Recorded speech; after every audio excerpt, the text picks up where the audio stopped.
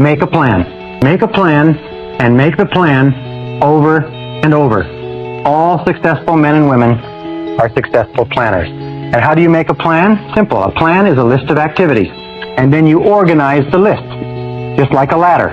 You organize the list in terms of priorities and in terms of time. What do you have to do first? What do you have to do second?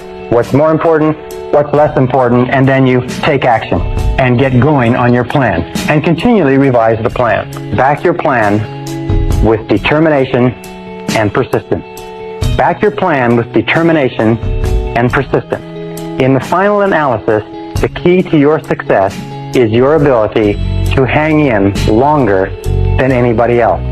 In all the studies that we've looked at of winners, of peak performance, we find that the quality of persistence is to the character of a man or woman as carbon is to steel. That persistence is only necessary when the going gets rough. That persistence only comes to the fore when everything falls apart around you and you feel like quitting. That persistence has no value at all when things are going well.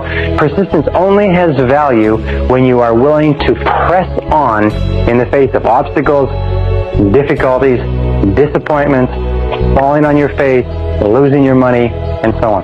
One of the greatest success principles of all time is called the law of accumulation. This law says that everything great and worthwhile in human life is an accumulation of hundreds and sometimes thousands of tiny efforts and sacrifices that nobody ever sees or appreciates. Now here's the key to the law of accumulation. This law says that everything counts. Everything that you do counts. The biggest mistake that people make is they think that only what they want to count counts. No.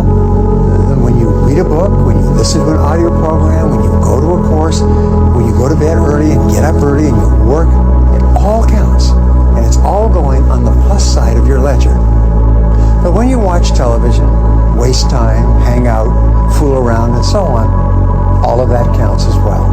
And it's going on the negative side of your ledger.